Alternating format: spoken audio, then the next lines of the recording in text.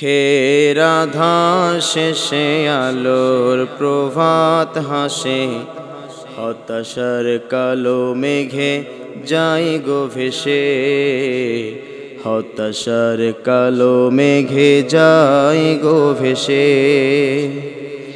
দুঃখের আধার শেষে আলোর প্রভাত হাসে, হতাশার কালো মেঘে যাই গো ভেসে, হতাশার কালো মেঘে যাই গো ভেসে।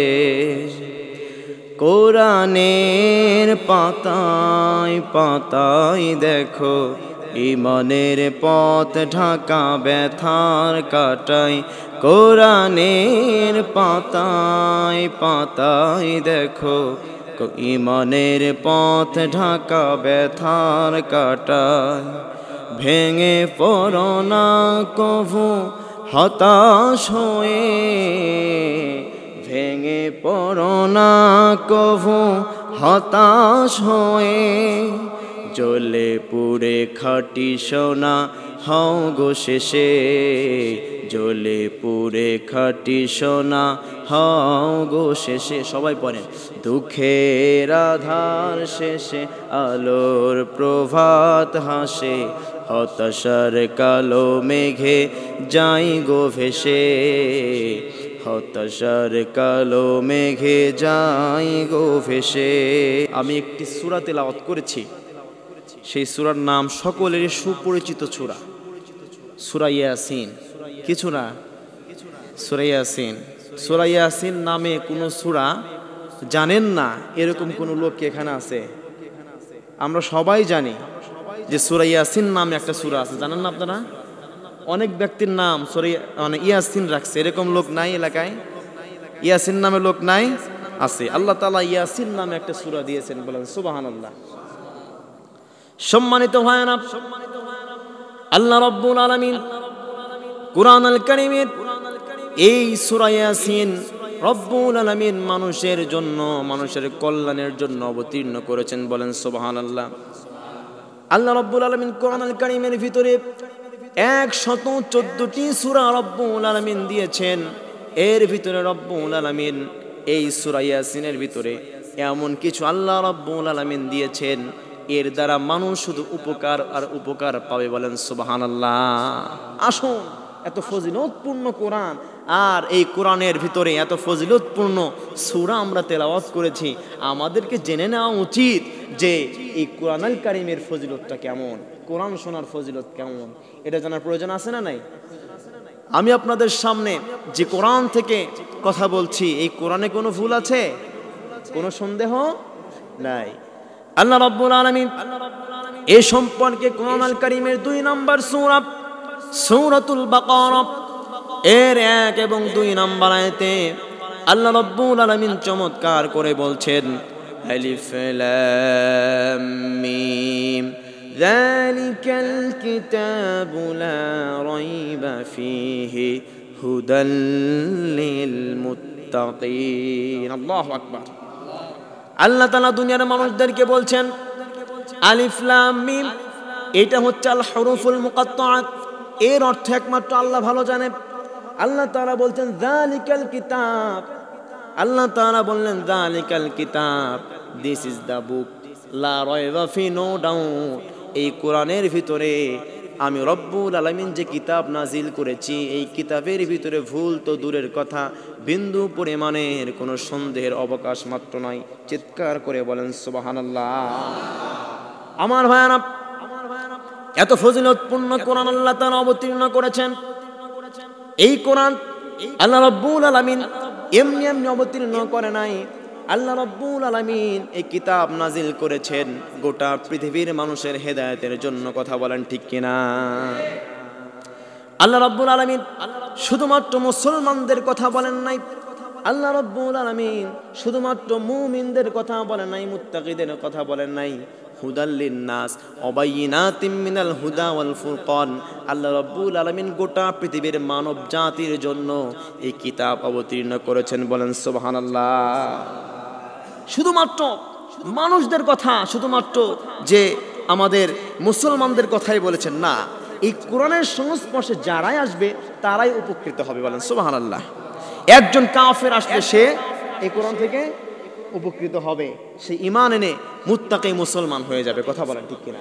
এই কোরআন থেকে যদি ঈমান নাও আনে কাফের বেঈমানরা, বিশেষ করে আমার ভাইরা, এই পৃথিবীর ভিতরে সবচেয়ে জ্ঞানী ইহুদি আর নাসারা, তারা যদিও মানে গুমরাহি, আল্লাহ তাআলার উপর ঈমান আনেনি, কিন্তু এই যে বিজ্ঞানীরা যে সায়েন্স ভিত্তিক যে কাজগুলো করছে, এই যে রকেট, প্লেন, হেলিকপ্টার, তারপরে আপনার ট্রেন, যত এই যে মাইক দ্বারা আমরা কথা বলছি, এটাও সব কিছু কিন্তু বানিয়েছে কারা বানাইছে? মুসলমানরা বানাইছে না, এগুলা বানাইছে কারা? ইহুদি আর নাসারা আর খ্রিস্টান, এরা এগুলা বানাইছে, মুসলমানরা কিন্তু এগুলা বানায়নি। তাহলে বুঝলাম তারাও কোরআন থেকে উপকৃত হয়েছে কি হয় নাই? হয়েছে। এই কোরআন এমন কিতাব যে কোরআনের দিকে যারাই আসে তারাই উপকার পায়, বলেন সুবহানাল্লাহ। আমার ভাইয়েরা, আমার বন্ধুগণ, এই কোরআন থেকে একটি সূরা তেলাওয়াত করেছি, সূরার নাম হচ্ছে সূরা ইয়াসিন। আল্লাহ রাব্বুল আলামিন এই সূরার ভিতরে এত ফজিলত দিয়েছেন। আল্লাহ রাব্বুল আলামিনের হাবিব বললেন, এই সূরা এমন একটি সূরা, যেই সূরা যদি কোনো ব্যক্তি তেলাওয়াত করতে পারে, একবার যদি কোনো ব্যক্তি এই সূরা তেলাওয়াত করে, কোরআনুল কারীমের 10 পারা খতম করলে যেই সওয়াব, আল্লাহ রাব্বুল আলামিন ওই বান্দার আমলনামায় সেই সওয়াবটা দান করে দেন, বলেন সুবহানাল্লাহ। আল্লাহর হাবিব বলছেন, ইন্না লিকুল্লি শাইইন কলবান ওয়া কলবাল কুরআনি সূরাতু ইয়াসিন। আল্লাহর হাবিব বললেন, প্রত্যেক জিনিসের একটি কলব রয়েছে, প্রত্যেকটা মানব জাতির ভিতরে একটা কলব রয়েছে, মানুষের ভিতরে কলব আছে, প্রত্যেকটা জিনিসের মধ্যে কলব আছে। আর এই কোরআনুল কারীমের একটা কলব আছে, কোরআনের একটা কলব রয়েছে, সেই কলবের নাম হচ্ছে কলবাল সূরাতু ইয়াসিন। এই কলবের নাম হচ্ছে সূরাতু ইয়াসিন, পড়েন সুবহানাল্লাহ। তাহলে কোরআনের কলবের নাম কি? সূরা ইয়াসিন। আমাদের ভিতরে কলব আছে, গোশতের টুকরা রয়েছে, এটা যদি পচে যায় আমাদের কি হয়? আমাদের রূহটাও শেষ হয়ে যায়, আমাদের জীবনটাই শেষ হয়ে যায়, কথা বলেন ঠিক কিনা? আর কোরআনের কলব কি? সূরা ইয়াসিন। তাহলে এত গুরুত্ব আল্লাহর হাবিব এই সূরার প্রতি দিয়েছেন, বলেন সুবহানাল্লাহ। আল্লাহর হাবিব তারপরে বলছেন, মান ক্বরাআ সূরাতু ইয়াসিন মাররা ওয়াহিদান, এই সূরা ইয়াসিন যারা একবার পড়বে তারা 10 পারা কোরআনের সওয়াব পাবে, কোরআনুল কারীম খতম করার সওয়াব পাবে। আর যারা 3 বার এই কোরআনের ছোট্ট সূরা ইয়াসিন যারা তেলাওয়াত করবে, এরা 1 খতম কোরআনুল কারীমের সওয়াব পাবেন, বলেন সুবহানাল্লাহ। 1 খতম 3 বার পড়লে, যেরকম আরেকটা সূরা আছে না, সূরা ইখলাসও 3 বার পড়লে 1 খতম কোরআন এর সওয়াব আল্লাহ রাব্বুল আলামিন তার আমলনামায় দেয়। এই সূরার একই রকম ফজিলত। আমার ভাইরা, আল্লাহর হাবিব আরো বলছেন, ইন্না ফিল জাসাদি মুদগাতান ইযা সালাহাত সালাহাল জাসাদু কুল্লুহু ওয়া ইযা ফাসাদাত ফাসাদাল জাসাদু কুল্লুহু আলা ওয়াহিয়াল কলব। প্রত্যেক জিনিসের একটা গোশতের টুকরা রয়েছে, একটা কলব রয়েছে। এই কলব যদি ধ্বংস হয়ে যায়, পুরা দেহটা ধ্বংস হয়ে যায়। আর এই কলব যদি ভালো থাকে, পুরা দেহটাই ভালো থাকে। আর এই কলবের নাম হলো সূরাতু ইয়াসিন। আল্লাহ রাব্বুল আলামিন এটা বুঝাইছে, এই কলবের একটা জিকির রয়েছে, এই জিকিরের দ্বারা আমাদের কলবটা ভালো থাকে, বলেন ঠিক কিনা? মান ক্বরাআ সূরাতু ইয়াসিন, এই সূরাতু ইয়াসিন একটা কলব, কোরআনের কলব। আর আমাদের কলব ঠিক করার জন্য আল্লাহর জিকির আছে না? আছে না নাই? আছে। আমার ভাইয়েরা, আজকে এই কলব দ্বারা আমরা আল্লাহর জিকির যদি আমরা করতে পারি, আমাদের কলবটা ভালো থাকবে। কিন্তু আমরা কলব দিয়ে আল্লাহর জিকির না করে কলবের ভিতরে বসায়া দিই আয়না। কি বসায়? আয়না বসায়া দে মোর কলবের ভিতর। আছে না? আছে না নাই? আছে। কলবে আল্লাহর জিকির বসানোর পরিবর্তে বসাই কি? আয়না। এরকম ভণ্ড আছে না? বলে কি দয়াল বাবা, কেবলা বাবা, আরো কত আয়নার কারিগর নাকি যেন বলে বলে আয়না বসায়া দে মোর কলবের ভিতরে। শয়তান। আমার ভাইরা, কলবের ভিতরে আয়না বসানো যাবে না। কলবের ভিতরে বসাতে হবে যার জিকির, তিনি কে? আল্লাহর জিকির বসাতে হবে। কলবের ভিতরে আয়না বসানো যাবে না। আমার ভাইয়ার, আমার বন্ধুগণ, আল্লাহ রাব্বুল আলামিন এই সূরা, এইটা ফজিলত, এই সূরা কোন কোন কাজে আমাদের লাগে আল্লাহর হাবিব সেটাও বলে দিচ্ছেন। মুমূর্ষ ব্যক্তি, কোন ব্যক্তি মৃত্যুবরণ করবে, তার পূর্ব মুহূর্তে খুব কষ্ট হয়, মানুষ কিন্তু কাতরায়, ঠিক না? কষ্টে মানুষ কাতরাতে থাকে। আল্লাহর হাবিব বলেছেন, মুমূর্ষ ব্যক্তির সামনে যদি কোনো ব্যক্তি সূরাত ইয়াসিন তেলাওয়াত করতে পারে, আল্লাহ রাব্বুল আলামিন ওই ব্যক্তির আল্লাহ রাব্বুল আলামিন তার মৃত্যুবরণ যে করে, তার জান কবজটা সহজ হয়ে যায়। বলেন সুবহানাল্লাহ। তাহলে মুমূর্ষ ব্যক্তির সামনে কোন সূরা পড়তে হবে? সূরা ইয়াসিন যদি কোনো ব্যক্তি পড়তে পারে, তার রূহ কবজ কষ্টদায়ক হয় না, আল্লাহ রাব্বুল আলামিন সহজ করে দেয়। বলেন সুবহানাল্লাহ। শুধুমাত্র তাই নয় আমার ভাইয়েরা, এই সূরা ইয়াসিন যদি কোনো ব্যক্তি রাত্রিতে ঘুমানোর পূর্বে যদি সূরা ইয়াসিন তেলাওয়াত করতে পারে, সকালবেলা যদি ওই ব্যক্তি ঘুম থেকে ওঠে, আল্লাহ রাব্বুল আলামিন বলেছেন ওই ব্যক্তি সকালে ঘুম থেকে উঠলো একদম মাসুম অবস্থায় ঘুম থেকে যেন উঠে গেল। বলেন সুবহানাল্লাহ। যে ব্যক্তি সূরা ইয়াসিন তেলাওয়াত করতে ঘুমিয়ে যায়, ঘুমানোর পরে তিনি সকালে যখন ঘুম থেকে জাগ্রত হয়ে যায়, তার সব গুনাহ খাতা মাফ হয়ে গিয়ে একদম মাসুম হয়ে যায়। বলেন সুবহানাল্লাহ। তাহলে সূরার ফজিলত আছে না নাই? আছে না নাই? আছে না নাই? আল্লাহ রাব্বুল আলামিন এই সূরার নাম দিয়েছেন ইয়াসিন। এই ইয়াসিন নামকরণটা কোথায় থেকে হয়েছে? কোরআনুল কারীমের এই সূরার প্রথম নাম্বার আয়াত দ্বারা আল্লাহ রাব্বুল আলামিন এই সূরার নামকরণ করেছেন। বলেন সুবহানাল্লাহ। আমার ভাইয়েরা, এই সূরার নাম কি শুধু সূরা ইয়াসিন? শুধু ইয়াসিন নয়, এই সূরার আরো নাম আছে। আছে না নাই? আছে। আমার ভাইয়েরা আসুন, এই সূরার আরেকটি নাম হচ্ছে সূরাতুল কাদিয়া। কাদিয়া শব্দের অর্থ হলো, আমার ভাইয়েরা, কাদিয়া শব্দের অর্থ আল্লাহ তাআলা দিয়েছেন হাজত, প্রয়োজন। কি? হাজত, প্রয়োজন। কাদিয়া আল্লাহ তাআলা এই সূরার নাম এই জন্য হাজত বা কাদিয়া এই জন্য নাম দিয়েছেন। এই সূরা যদি কোনো ব্যক্তি পড়তে পারে, ওই ব্যক্তির যত হাজত রয়েছে, যত প্রয়োজন রয়েছে, আল্লাহ তাআলা সমস্ত প্রয়োজনগুলো মিটিয়ে দেন। বলেন সুবহানাল্লাহ। এই দোয়া করার পূর্ব মুহূর্তে আমরা সূরা ইয়াসিন পরে দোয়া করব, আল্লাহ তাআলা আমাদের দোয়া কবুল করে নেবেন। বলেন সুবহানাল্লাহ। আমরা কত মানুষ দোয়া করি না? অনেক ব্যক্তি দোয়া করে, দোয়া করার পরে বলে, আল্লাহ কত দোয়া যে জীবনে করলাম, কোনো দোয়া তো কবুল হয় না। আছে না নাই? দোয়া কবুল হওয়ার শর্ত আছে কয়টা? 3টা।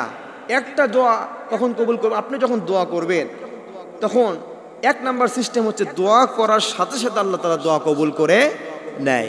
2 নাম্বার পদ্ধতি, সেটা হচ্ছে আপনি দোয়া এখন করলেন, কিন্তু আপনার যখন প্রয়োজন হবে সেটা 2 বছর, 5 বছর, 10 বছর পরে হলে আল্লাহ তাআলা আপনাকে তখন ওই দোয়াটা কবুল করে ওই জিনিসটা আল্লাহ তাআলা আপনাকে দান করে দেন। বলেন সুবহানাল্লাহ।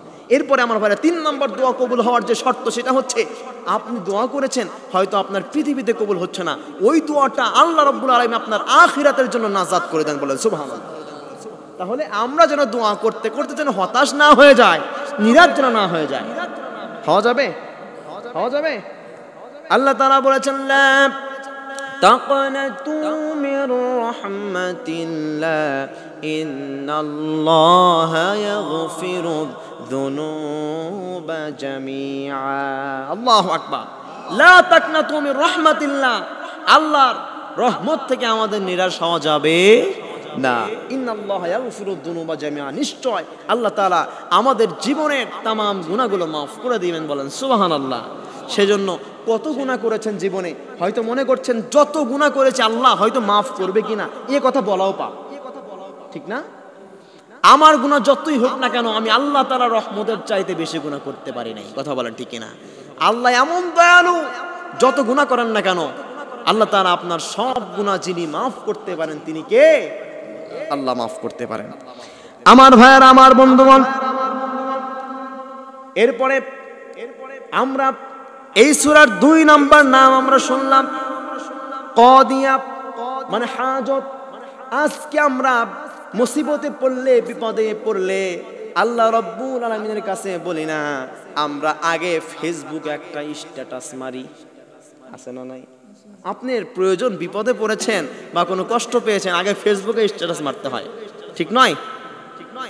আবার অনেকে আছে বিপদে পড়েছে, ভাইকে বলে, বন্ধুকে বলে, বাবাকে বলে, মাকে বলে, কিন্তু সবার আগে যাকে বলতে হবে চিৎকার করে বলেন তো দেখি তিনি কে? আপনি বিপদে পড়েছেন, আল্লাহকে বলেন। 2 রাকাত নামাজ পড়ে নামাজে দাঁড়ায় যায় আল্লাহ রাব্বুল আলামিনকে বলেন, ওগো আল্লাহ মুসিবতে পড়েছি, বিপদে পড়েছি, কারণ বিপদ থেকে পৃথিবীর কোনো মানুষ রক্ষা করতে পারে না, যিনি রক্ষা করতে পারেন তিনিই হলেন আমাদের রব, রব্বি আল্লাহ, তিনি হচ্ছেন আমাদের রব, তিনি আমাদের বিপদ থেকে রক্ষা করতে পারেন। আমার ভাইয়েরা আসুন, সূরাত ইয়াসিন এর 3 নাম্বার যে নাম আল্লাহ রাব্বুল আলামিন সূরাত ইয়াসিনের 3 নাম্বার যে নামটা দিয়েছেন সেই নামটা হচ্ছে আযীমা। জোরে বলেন কি নাম? আযীমা। আযীমা শব্দের অর্থ হচ্ছে সুমহান সত্তা, সুমহান সত্তা। আযীমা, আল্লাহ তাআলা এটাও সুমহান সূরা বানিয়ে দিলেন, বলেন সুবহানাল্লাহ। আযীমা সুমহান সূরা। এই আযীম শব্দ কি আল্লাহ তাআলা সবার সাথে ব্যবহার করেন? সবার সাথে করেন? আল্লাহ তাআলা এটা শুধু তার নামের সাথে ব্যবহার করেন, যেটা খুবই গুরুত্বপূর্ণ। আল্লাহ তাআলা সেখানেই আযীম শব্দ ব্যবহার করেন। আমার ভাইরা, আল্লাহ রাব্বুল আলামিন আযীম শব্দ কোথায় কোথায় ব্যবহার করেছেন? রাসূলের চরিত্রের বর্ণনা দিতে গিয়ে রব্বুল আলামিন বলেছেন আযীম শব্দ আল্লাহ রাব্বুল আলামিন ব্যবহার করেছেন রাসূলের চরিত্রের বর্ণনা দিতে গিয়ে। তৎকালীন সময়ে মক্কার কাফের বেঈমানরা বিশ্ব নবীকে যখন তাকে ব্যঙ্গ করলো, রাসূলের চরিত্র নিয়ে যখন আজে বাজে কথা বলল, ওই সময় আল্লাহ রাব্বুল আলামিন নাজিল করে দিলেন।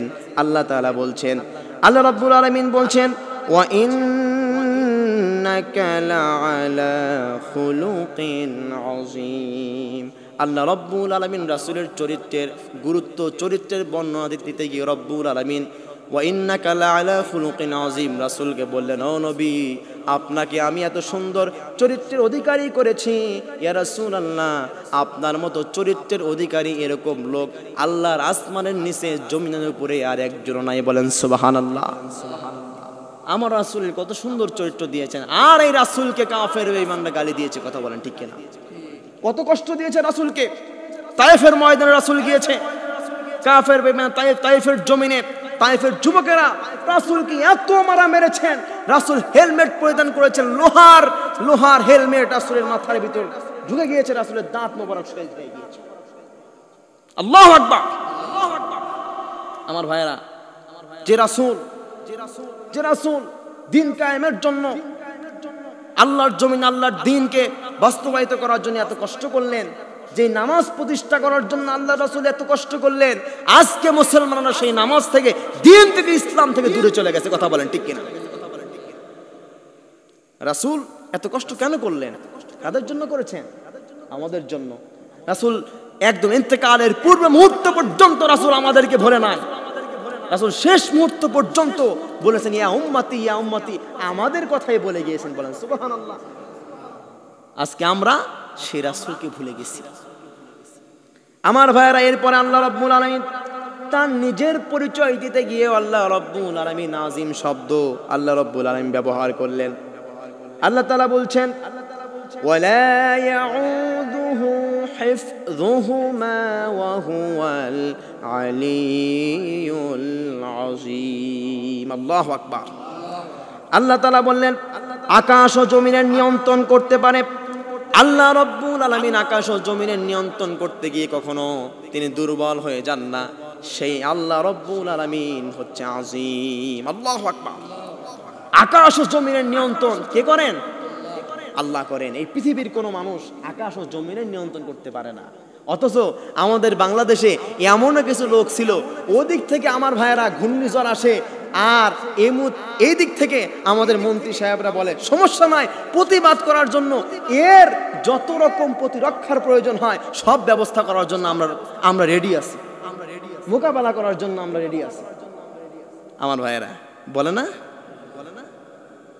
ঘূর্ণিঝড় সিডর চলে আসে আর মোকাবেলা করে হচ্ছে তারা র্যাব সেনাবাহিনী দিয়ে। আমার ভাইরা এইগুলো দিয়ে কি ঘূর্ণিঝড় মোকাবেলা করা সম্ভব? মোকাবেলা করতে হলে 2 রাকাত নামাজ পড়ে আল্লাহ রাব্বুল আলামিনের কাছে বলতে হবে, কথা বলেন ঠিক কিনা? তাহলে আল্লাহ তাআলা এগুলা আল্লাহ রাব্বুল আলামিন সবকিছু সমাধান করে দিবেন। সুবহানাল্লাহ কবেন না? আমার ভাইরা, আমার বন্ধুগণ, এরপরে কিয়ামতের বর্ণনা বোঝাতে গিয়ে রব্বুল আলামিন আজিম শব্দ আল্লাহ রাব্বুল আলামিন ব্যবহার করেছেন। আল্লাহ তাআলা কত জায়গায় কিয়ামতের কথা বলেছেন। সূরা কারিয়ার মধ্যে রব্বুল আলামিন বলছেন, আল কারিআতু মাল কারিআতু ওয়া মা আদরাকা মাল কারিয়া। এরপরে জিলজালের মধ্যে বলছেন, ইজা জুলজিলাতিল আরদু জিলজালাহা ওয়া আখরাজাতিল আরদু আসকালাহা ওয়া ক্বালাল ইনসানু মা লাহা। আল্লাহ রাব্বুল আলামিন বলছেন বিকট আওয়াজ হবে। এই বিকট আওয়াজ কেমন হবে? আল্লাহ তাআলা এখানে আজিম শব্দ আল্লাহ রাব্বুল আলামিন ব্যবহার করেছেন। আল্লাহ তাআলা বলছেন, ইন্না জালজালাতিস সাআতি শাইউন আযীম। আল্লাহু আকবার।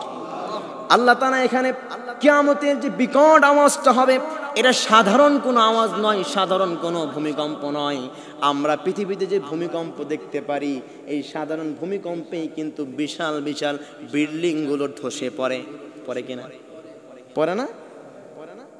একটা ঝাঁকুনি সাধারণ একটা ভূমিকম্পের কারণে কত বড় বড় বিল্ডিং, কত কোটি কোটি টাকা দিয়ে বিল্ডিং বানানো হয়, এই বিল্ডিংগুলো ধসে পড়ে।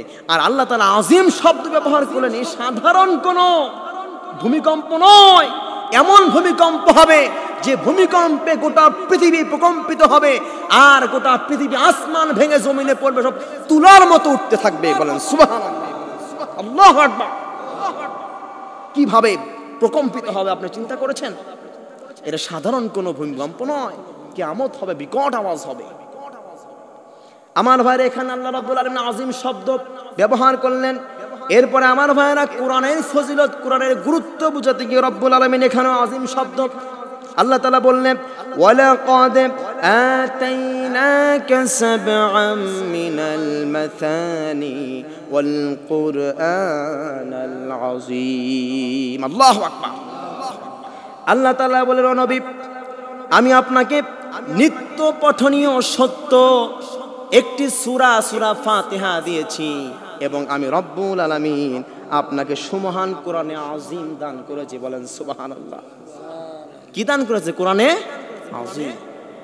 আল্লাহ তাআলা কোরআনের ক্ষেত্রেও আজিম শব্দ আল্লাহ তাআলা ব্যবহার করলেন। সাধারণ কিতাব নয়, সাধারণ কিতাব নয়। পৃথিবীতে কত কিতাব আছে, কত ধর্মের কিতাব রয়েছে, ধর্মগ্রন্থ রয়েছে, কিন্তু আল্লাহর কোরআনের কাছে তারা কিছুই না। কথা বলেন ঠিক কিনা?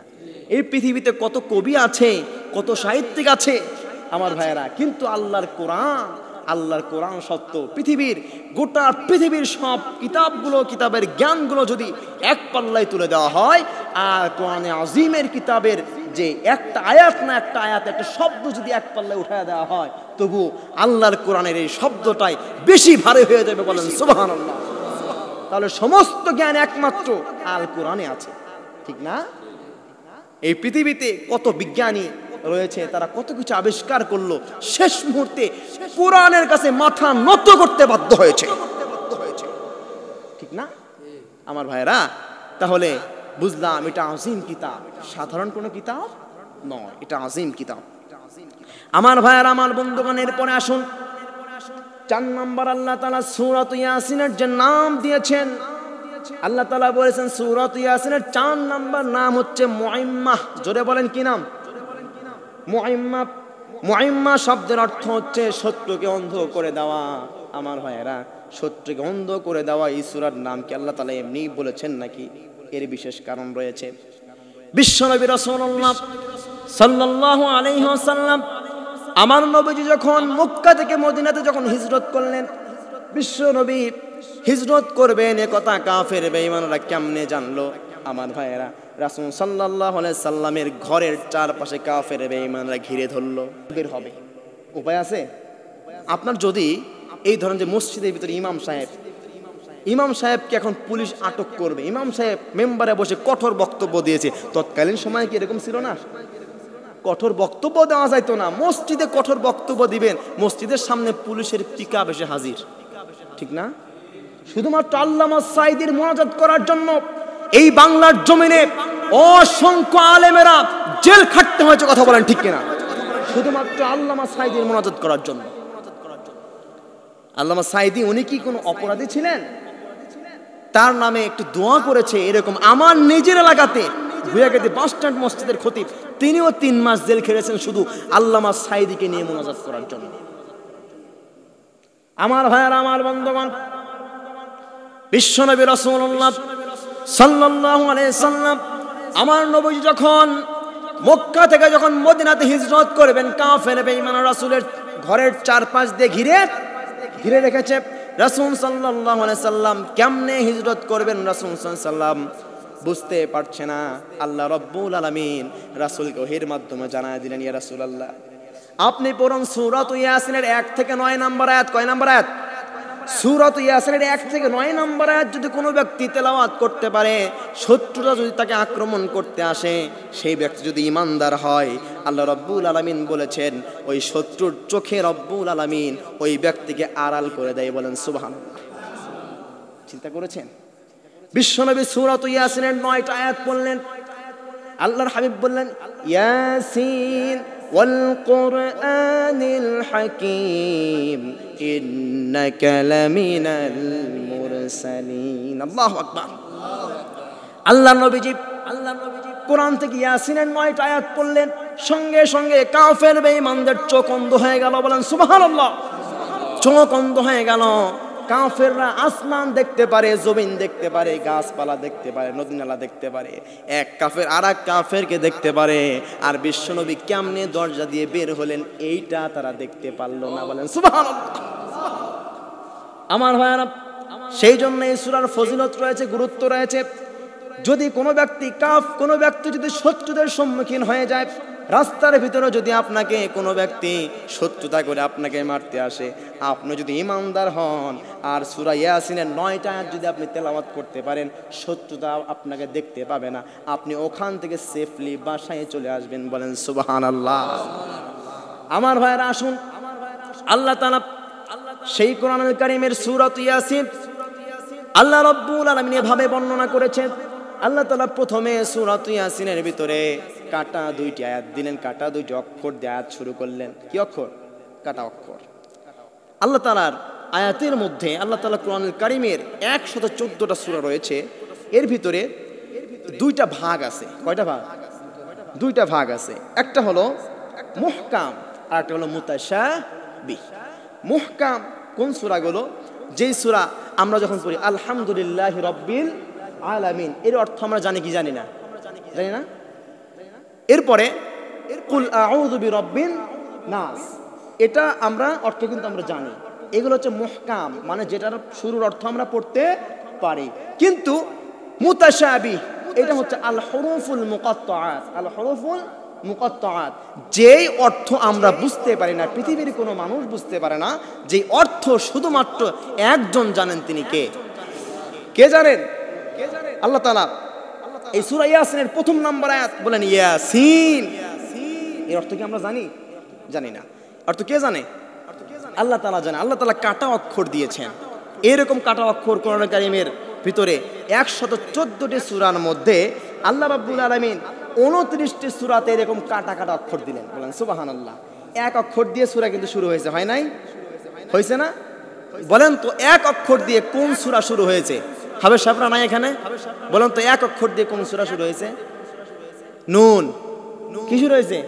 নুন। তারপরে কফ আছে না নাই? এগুলা এক অক্ষর দিয়ে শুরু হয়েছে। আবার আল্লাহ তাআলা 2 অক্ষর দিয়েও সূরা শুরু করেছেন। বলেন তো কোন সূরা?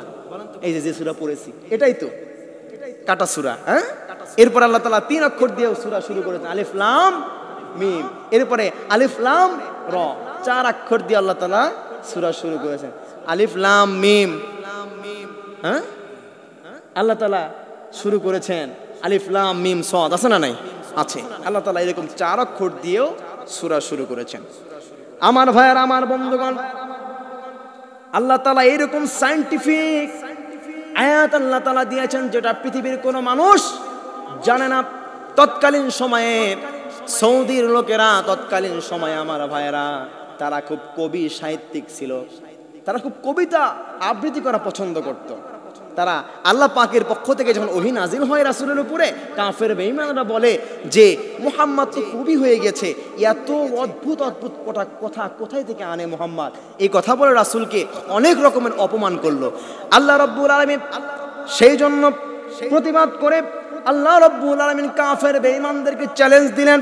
আল্লাহ তাআলা বলছেন, ওয়া ইন কুনতুম ফি রাইবিম মিম্মা নাযালনা আলা আবদিনা ফাআতু বিসূরাতিম মিন মিসলিহি ওয়াদউ শুহাদাআকুম মিন দুনিল্লাহি ইন কুনতুম সাদিকিন। আল্লাহু আকবার। কাফের বেঈমানদেরকে চ্যালেঞ্জ দিলেন, ও কাফের বেঈমানরা, তোমরা তো বর্তমান সময়ে গোটা পৃথিবীর মধ্যে তোমরা কবির দিক দিয়ে তোমরা সেরা, আবৃত্তির দিক দিয়ে তোমরা সেরা। ও দুনিয়ার কাফেররা, তোমরা আল্লাহর কোরআনের মতো একটা কোরআন বানায়া দেখাও, অথচ কোরআন না বানাইলা একটা ছোট্ট সূরার মতো একটা সূরা বানায়া দেখাও, দেখি তো তোমরা কত বড় তোমরা কবি হয়ে গিয়েছো। বলেন সুবহানাল্লাহ। কাফেরদেরকে চ্যালেঞ্জ দেন, ও কাফের বেঈমানরা, আল্লাহ তাআলার যে কোরআনকে তোমরা অপমান করো, বলো যে এটা কবির কাব্য, তোমরা বলো জাদুকরের কথা, তোমরা একটা কোরআন বানাও না। তোমরা একটা কোরআন কেন, কোরআনের সবচেয়ে ছোট্ট সূরা কাউসারের মতো একটা সূরাও হলে তোমরা বানায় দেখাও না, কেমন পারো? কাফের বেঈমানরা আল্লাহ তাআলার চ্যালেঞ্জের মোকাবেলা করতে গিয়ে তারা হেরে গিয়েছে। সুবহানাল্লাহ কবেন না? সেই জন্য গোটা পৃথিবীর কাফের বেঈমানরা যদি তারা ষড়যন্ত্র করে আল্লাহর এই কিতাবকে তারা চিরতরে মুছে দিতে চায়, তারাই মুছে যাবে। কোরআন এই পৃথিবীতে কিয়ামত পর্যন্ত কোরআন আলো জ্বলতেই থাকবে। কথা বলেন ঠিক কিনা? গোটা পৃথিবীর কাফেররা যদি আগুন লাগায়ও দেয়, তারপরেও কি কোরআন আলো নিভে যাবে? যদি আগুন লেগে ধ্বংস হয়ে যায়, ধ্বংস হয়ে যায়, যদি আগুন লেগে যাই পুড়ে যায় পৃথিবীর সব বইয়ের দোকান, তবে বিশ্ব থেকে হারাবে না পবিত্র কোরআন। ঠিক কিনা? গোটা পৃথিবীর সব ধ্বংস হয়ে গেলেও কোরআন কখনো ধ্বংস হবে না। আমার ভাইয়েরা, তাহলে বোঝা গেল কোরআন ধ্বংস করার মতো এরকম পৃথিবীতে কোনো মানুষ জন্মই হয়নি। কথা বলেন ঠিক কিনা? কারণ পৃথিবীর সবকিছু যার হাতে, তিনি কে? আমার ভাইয়েরা আসুন, এরপর আয়াত 2 নম্বর আয়াত আল্লাহ তাআলা বললেন, ওয়াল কুরআনিল হাকীম, বিজ্ঞানময় ওই কোরআনের কসম করেছেন কে? আল্লাহ তাআলা বললেন বিজ্ঞানময় কোরআন। আমার ভাইয়েরা, আজকে গোটা পৃথিবীর বিজ্ঞান নিয়ে আমরা দেখতে পারি ওরা তথ্য নেই কিন্তু আল কোরআন থেকে, কিন্তু কোরআন সবচেয়ে বিজ্ঞানীদের চেয়েও, মানে কোরআন থেকে কিন্তু বিজ্ঞানের উৎপত্তি হয়েছে। অনেকে মনে করে যে, অনেকে সায়েন্সের স্টুডেন্ট আছে না, অহংকার দেখায়, কিন্তু সায়েন্সের স্টুডেন্টের চাইতে একজন হাফেজ মাওলানা তার ভিতরে জ্ঞান বেশি। ঠিক না? কারণ তারা বানানো গল্প বলে না, আসল গল্প পড়েছে। কথা বলেন ঠিক কিনা? আমার ভাইয়েরা, আল্লাহ তাআলা বললেন আল কুরআনুল হাকীম, বিজ্ঞানময় কোরআনের শপথ, কোরআনের কসম। আমার ভাইয়েরা, এই কোরআনে এমন কিছু নাই যেটা এই কোরআনের মধ্যে নাই। বলেন সুবহানাল্লাহ। আল্লাহ তাআলা সে কথা বলছেন, মা ফাররাতনা ফিল কিতাবি মিন শাই, এমন কিছু নাই যেটা আমি এই কোরআনের মধ্যে দিই নাই। বলেন সুবহানাল্লাহ। আমার ভাইয়েরা, এই কোরআনে কি নাই? যদি বলেন কসমোলজি, কোরআনের ভিতরে আছে। এরপরে যদি বলেন অস্ট্রোলজি, এই কোরআনে আছে। জিওলজি এরপরেও আছে। যদি বলেন এমব্রিওলজি, সেটাও এই কোরআনের মধ্যে আছে না নাই? সবকিছুই কোরআনে আছে। কিন্তু মুসলমানেরা এই কোরআন থেকে আমরা বিজ্ঞানিক কোনো কিছু আজ পর্যন্ত আমরা বানাতে পারি নাই। এটা মুসলমানদের জন্য লজ্জার কারণ। কথা বলেন ঠিক কিনা? কাফেররা রিসার্চ করে, গবেষণা করে, অনেক কিছু বের করে, কিন্তু আমরা মুসলমানরা বের করতে পারি নাই। আমার ভাইয়েরা দেখেন না, কোরআনকে আবিষ্কার করে কাফেররা বানাইলো কি? প্লেন। যে প্লেন ওড়ে, আসমান দিয়ে ওড়ে, এর একটা পাখি থেকে তারা প্লেন আবিষ্কার করেছে। বলেন সুবহানাল্লাহ। আমার ভাইয়েরা, পাখি যেরকম ওড়ে, এই পাখির দিক নির্দেশনা সব কিছু দেখে তারা বলল যে আসমান দিয়ে এত বড় বড় পাখি, ঈগল পাখি ওড়ে, এগুলা কেন এখানে একটা মানুষ তো উড়েও যেতে পারে। এই চিন্তা করতে করতে তারা প্লেন আবিষ্কার করল। আমার ভাইরা এইভাবে আস্তে আস্তে অনেক কিছু আবিষ্কার করেছে আমার ভাইরা। এরপরে দেখেন না, মৌমাছির কথা আল কোরআনে আছে, যদি বলেন লোহার কথা আছে আমার ভাইরা, সব কিছু এই কোরআনের মধ্যে আছে না নাই? এমন কিছু নাই, এমন কিছু নাই, মানুষের প্রয়োজনীয় এমন কিছু নাই যেটা আল কোরআনে নাই। সেই জন্য এই কোরআনটা হচ্ছে ফিহি শিফাউল লিন-নাস, গোটা মানব জাতির জন্য এটা শিফা। বলেন সুবহানাল্লাহ। আমার ভাইরা, আমার বন্ধুগণ, আল্লাহ তাআলা মৌমাছির কথা বলেছেন কোরআনুল কারীমের মধ্যে। মৌমাছিরা ছোট্ট ছোট্ট মৌমাছি, দেখেন তারা কত সুন্দর বাসা বানায়, আর বানায় সেখান থেকে তারা মধু উৎপাদন করে। আমার ভাইয়েরা, সেই মধু আমরা খায়া আমরা আলহামদুলিল্লাহ পড়ি না, সুবহানাল্লাহ পড়ি না, আমরা মধু খায়া পড়ি মধু হই হই আর বিষ হাওয়াইলা, ঠিক না? আমরা আল্লাহ তাআলা মধু দিল, মৌমাছি দিল, মৌমাছি মধু বানাইলো, আমরা সেই মধু খায়া আমরা সাগর পারে যায় গান গাই, মধু হই হই আরে বিষ হাওয়াইলা। কোন হারণে? কি জানে একটা গান আছে না, আজ থেকে মনে হয় 7-8 বছর আগে তা ভাইরাল হয়েছিল, ঠিক নয় আমার ভাইয়েরা? অথচ আল্লাহ তাআলা এত সুন্দর সৃষ্টি, এটা খাবার পরে বলতে হবে কি আলহামদুলিল্লাহ। আমার ভাইয়েরা আসুন, আল্লাহ তাআলা এই কথাও বলেছেন কোরআনুল কারীমের ভিতরে। আল্লাহ তাআলা সূরাতুন নাহলের 68 নম্বর আয়াত আল্লাহ তাআলা এভাবে বললেন, ওয়া আওহা রাব্বুকা ইলান নাহলি